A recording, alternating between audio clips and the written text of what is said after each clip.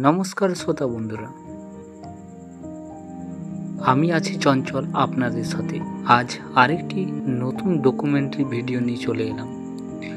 তো আপনারা যারা এই চ্যানেলে নতুন, অবশ্যই চ্যানেলটিকে সাবস্ক্রাইব করে রাখুন এরকম নিত্য নতুন শিক্ষামূলক ডকুমেন্টারি ভিডিও দেখার জন্য।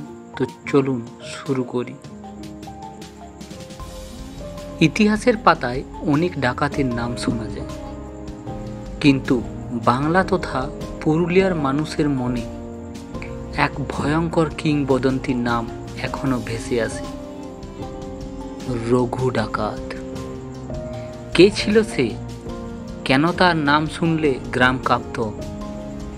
নাকি সে শুধু একজন ডাকাত নয়, ছিল এক অদ্ভুত চরিত্রের মানুষ? অষ্টাদশ শতকের শেষ ভাগ থেকে 19 শতকের গোড়ার দিকে বাংলার পশ্চিম প্রান্তের অরণ্য ঘেরা অঞ্চল, মানভূম, বাঁকুড়া, পুরুলিয়া, ঝাড়গ্রাম, এমনকি বিহারের কিছু অংশে এক রহস্যময় নাম ছড়িয়ে পড়ে, রঘু ডাকাত। সে ছিল নিপুণ অশ্বারোহী, হাতে ধারালো তলোয়ার, রাতে দলবল নিয়ে হানা দিত জমিদার বাড়ি, মহাজন আর ধনীদের উপর। সাধারণ মানুষ তাকে ভয় করলেও অনেকে তাকে দেখে রবিনহুডের মতো।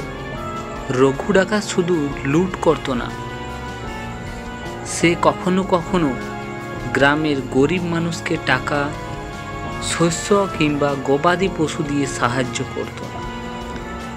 আবার জমিদার ও মহাজনদের কাছ থেকে আদায় করা সম্পদ দিয়ে সে নিজের বাহিনীকে শক্তিশালী করত।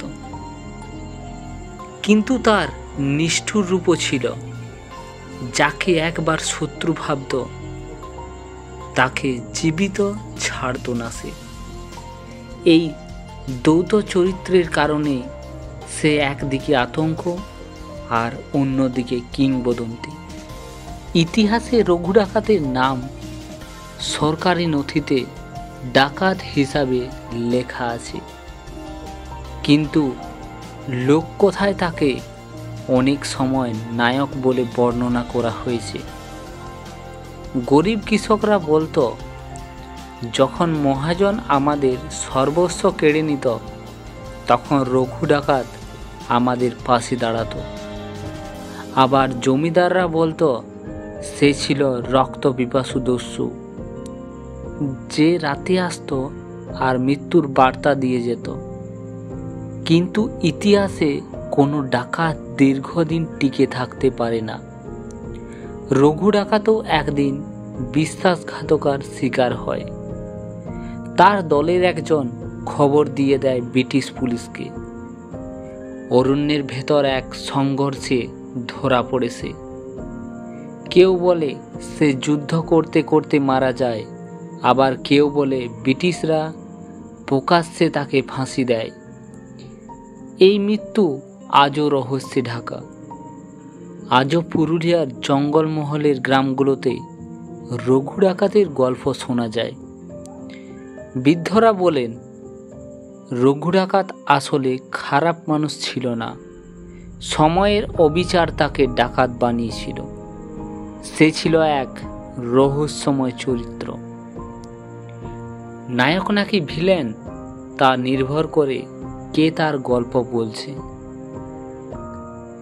রঘু ডাকাতের জীবন আমাদের শেখায়, সমাজে অন্যায় যত বাড়ে তত জন্ম নেয় বিদ্রোহীরা। কখনো সে মুক্তিদাতা, কখনো সে আতঙ্ক। আপনার কাছে রঘু ডাকাত কে, ডাকাত নাকি জননায়ক, তা অবশ্যই কমেন্টে লিখে জানাবেন। তো চলুন এখানেই ভিডিওটি শেষ করি। আবার আরেকটি এইরকম ভিডিও নিয়ে খুব জলদি দেখা হচ্ছে আপনাদের সাথে। সবাই সুস্থ থাকবেন, ভালো থাকবেন।